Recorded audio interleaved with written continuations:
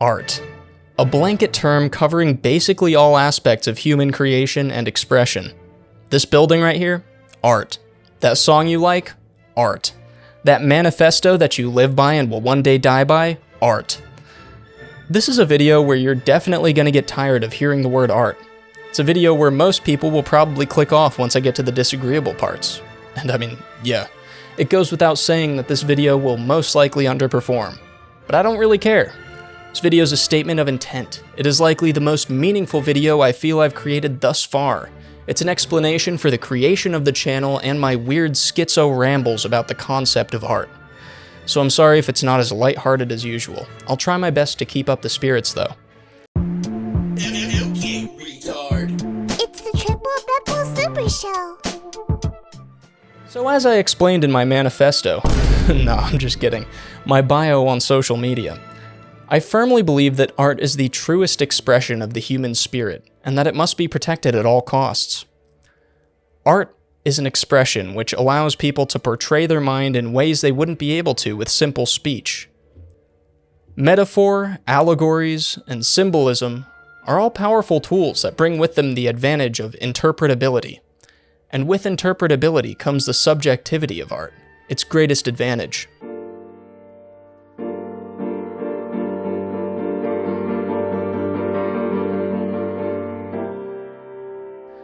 Subjectivity is the aspect of art which allows an artist to use the minds of their audience in order to add to their work. By the way, spoilers for Taxi Driver in 5 seconds. The movie was made like over 50 years ago though, so if you haven't seen it, too bad. Basically, to sum up the climax, Travis goes wild, tries to assassinate a politician, goes and kills a bunch of pimps instead, and basically gets shot a bunch of times trying to save a 12-year-old prostitute. Then when the cops come in, like, a little while later, he puts a finger gun to his head and the screen fades to black. But then, it shows a perfect little happy ending where the girl's parents write him a letter thanking him, and he's shown as a hero in the newspaper, and he even gets that hot babe who worked for the politician that he earlier tried to kill. See, now my interpretation, and most people's interpretation of the happy ending, is that this is Travis's ideal scenario which didn't actually happen. The man literally ran up to a politician and tried to shoot him and, also got shot multiple times in the chest. This is sort of his fantasy of a perfect conclusion without consequence. It's in his head. And I think it adds to the message of the movie because it sort of has real consequence for Travis's actions. Oh, but no, actually, the director said that it was all meant to be real and that all actually happened. Honestly, dude, I think that's kinda lame, and it sort of disregards the message that I and many other people picked up from the movie. But that's the beauty of art. I got a message completely separate from what the director intended, and the movie itself became one of my favorites. The subjectivity of art allows you to enjoy things in a way that even the artists themselves might not have intended. And that's why subjectivity is so paramount to art as a concept. It allows people to interpret a piece differently not only to the artist, but also to other audience members. While I might disagree that Taxi Driver is an allegory for the difficulties of being autistic in the United States of America, I think you should still be allowed to have that opinion. Will I spit in your face and tell you that you're objectively wrong and a bad person for thinking that? Well, no. I mean, you're not. You watched the same movie as me, and that's what you got out of it. Such subjectivity exists not only in art, but in all aspects of the world around us. You can present two people with literally anything with a smidgen of nuance, and they'll find a way to disagree about it. The only difference is that, in the case of something that's not a piece of art, those two people will feel perfectly justified in spitting in each other's faces. Art was once the bastion of mediated disagreement for humanity. You could argue with someone about whether or not Taxi Driver was dog shit, and they wouldn't think you're the most evil, disgusting human being on the planet for liking the movie. Sure, they might insult you or write 10 paragraphs about why you're just not cultured enough to get it, but nobody would deem you a societal untouchable for just watching it. Nobody would say, well, Martin Scorsese said the N-word in this movie, and he's the director, so this movie should have probably never come out. The government should have struck it down, and you're a bad person for enabling this kind of racist shit by buying a movie ticket. Triple Bippo, shut the fuck up. Yeah, I know. Really extreme example, I'm sorry, but what I'm trying to say is that the movie deserves to exist, you know? Just because the director said the N-word a few times in the movie, I think he did it to further the plot, you know? It was like an artistic statement. It was shown as something that was wrong, so like, you know what? Let's just get to the next section. I've been flexing on the broke boys, flexing on them. I've been flexing on the broke boys, flexing on them. I don't just want art whose messages I agree with to exist. I want all art to exist. Every human being on this planet has an artistic voice within them, and I believe that this voice should be allowed to speak, although not necessarily heard. No artist is entitled to an audience. The quality of their work should be what dictates whether or not they're successful with that art. However, the expression of one's internal dialogue is something paramount to culture as a whole, and it's an inaccurate representation of a culture to censor aspects that the majority disagrees with. Minority opinions, minority thoughts, and minority ideologies always deserve to be heard, and the majority themselves would benefit from hearing out the struggles, thoughts, and feelings of the other side, humanizing the quote-unquote enemy, and potentially leading to compromises and solutions to societal issues. I genuinely think the world would be a better place if we were willing to hear our opposition out. Maybe I'm actually being too hopeful with that one, never mind. Oh, but what about this dangerous ideology I disagree with? Well, my response would be that it's a facet of humanity. So here you are, Mr. Rational Thinker, you're thinking, Beppo, nobody wants to get anything banned anymore, nobody wants to burn books in the town square anymore, the Nazis did that, we're better than that, guys, come on. Listen. We, as a whole, have sort of stigmatized the burning of books, so to speak, and the banning of books. But what we are definitely willing to do is go after the artists themselves, send death threats to their families, try to get them fired from their job and any job they could potentially get in the future, and basically destroy their lives so that they won't be able to make another piece of art that's even remotely similar to what they made. And that's so much better. So actually, you're right. I should probably delete this part from the video, to be honest. I genuinely think that the general populace should see art of all kinds, and form their own thoughts, opinions, and reactions based upon it. As stated earlier, I think it's really dangerous to remove all types of speech you don't agree with, and surround yourself with an echo chamber of your own opinions. By removing the agency of people to view art and media they might not like, there are two outcomes. Oh wait, this is a good segue. As I was saying, there are two outcomes to banning art and media that you disagree with. Either one, people will be ever more reinforced in their beliefs until they're intolerant to anything that runs even slightly contradictory to it. Or two, people will get angry at the fact that they're only permitted to see one kind of content and flip all the way to the other side for the sole purpose of disagreeing with the initial side. But that would never happen, right? Oh yeah, almost forgot. This is literally what's happening right now. I'm guessing those past few sentences are probably being interpreted as like, you know, political right versus political left or something. And while that is an aspect of this argument, alright, a glaringly large aspect of our modern lives and the consumption of media as a whole right now, I actually wasn't even talking about that this entire time. That's right. We're actually talking about social media algorithms, corporate giants, and the proletariat. Yup, as usual, proletariat rise up, let's go! But yeah, social media algorithms do book banning on an individual level, and it's in such a way, such a roundabout way, that I'm almost hard-pressed to classify it as book banning, although it has a similar effect. Essentially, what I'm describing here is that algorithms will feed you content which you like, and in theory, that sounds good.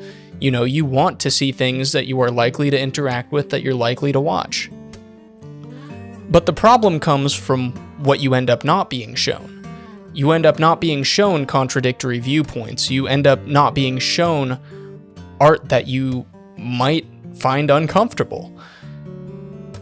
For each political side, for each dimension of an issue, you are only getting one side.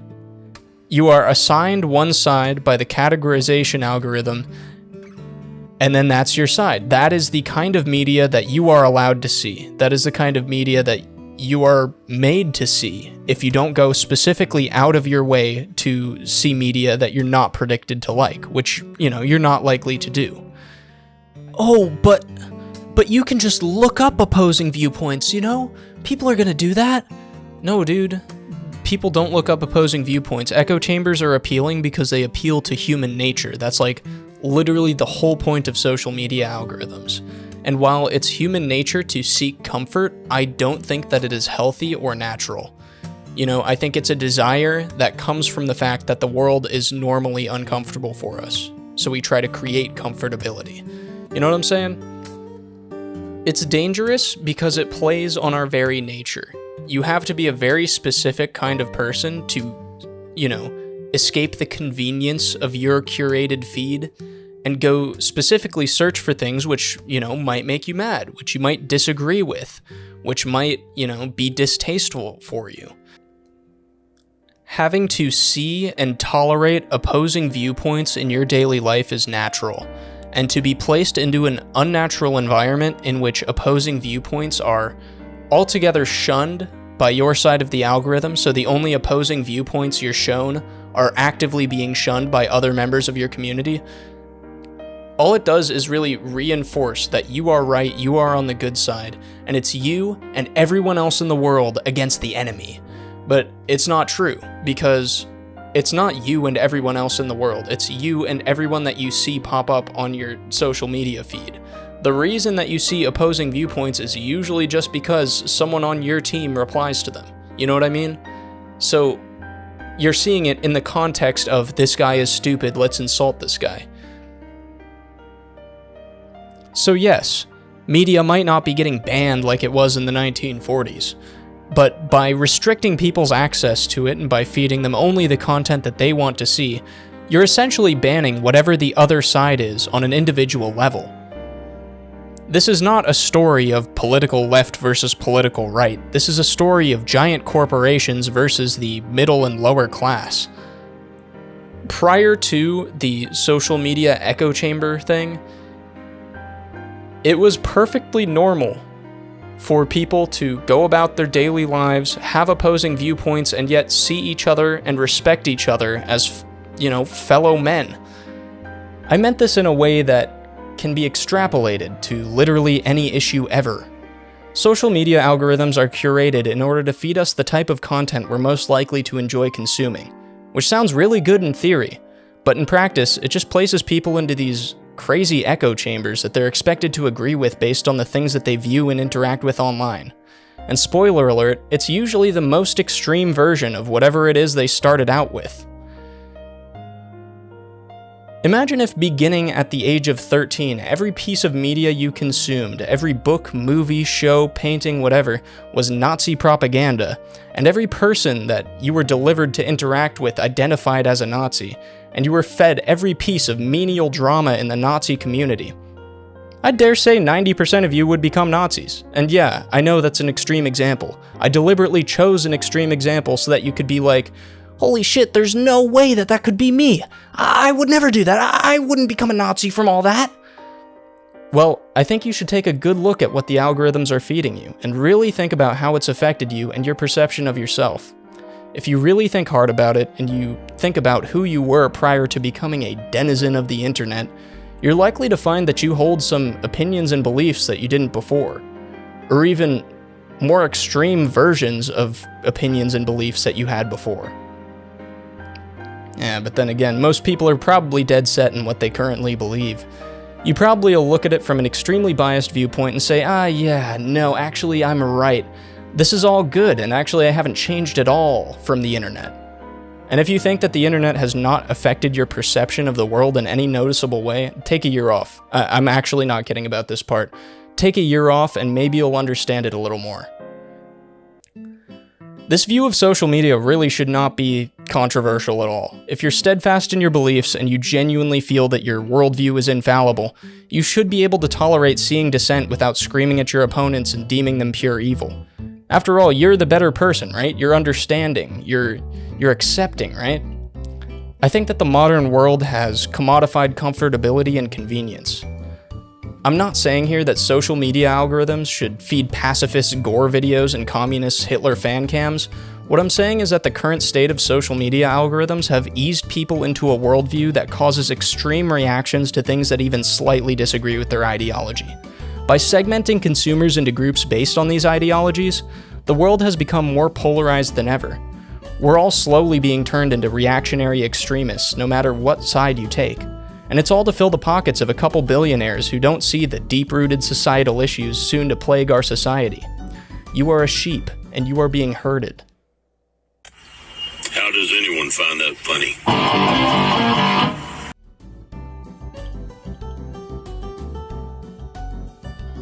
Oh yeah, hell yeah, dude. Here's a section to cover my bases and try to not get misinterpreted.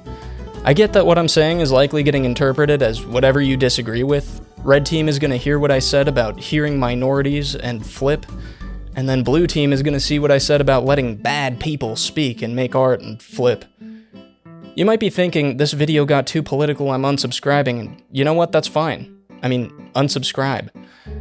In the modern world and the modern art landscape, it's pretty much impossible to separate this extreme polarization from the art scene itself. Every single piece of media is skewed and scrutinized by one group or another, and every art piece made is no longer viewed simply for its merit as an art piece. Art, as an expression of one's very humanity, is being commodified as labels, gimmicks, and in-groups slowly replace individuality and self-expression. What worries me about this is that we're more and more falling into this bizarre trap of granting success to whatever virtue signals to a belief that we subscribe to, and extreme hatred towards whatever virtue signals to a belief that we disagree with. And I don't know if this is just me, but I feel like this is allowing Hollywood and other entertainment giants to just shit out the most bland, uninteresting garbage that only turns a profit because of its political views. They are so blatantly stepping on us all, and we have to accept it in the name of our team. In regards to this video, I am neither your team nor the other. My opinion can be summed up like this. Art is the truest expression of one's humanity. It is what separates the soul of a man from the soul of a beast. All art deserves to be created, and you don't have to like it. I don't have to like it. It deserves to exist because to deny its creation is to deny humanity itself. We are witnessing an unprecedented time in which every artist has a platform, and that platform is constantly at war. Anyways guys, I hope you liked this cool and fun video. As always, subscribe, and you're not immune to propaganda.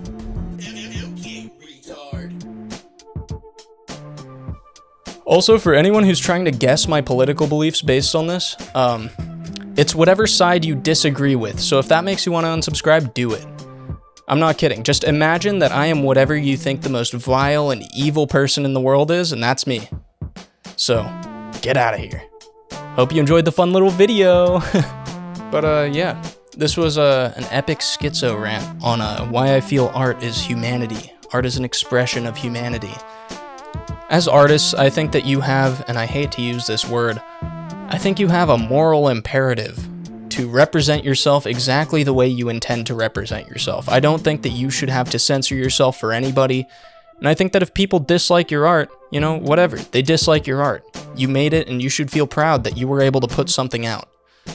But yeah, staunch individualist here, signing out. I'd like to give a special thank you and a special shout out to my aficionado of degeneracy, Alec, and my one and only triple butthole super simp, Zucchini.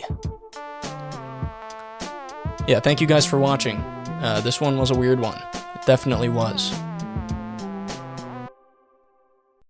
By the way, thanks for making it to the very end of the video. Most people don't make it this far. Here's a little insight on the video, on the production of this one.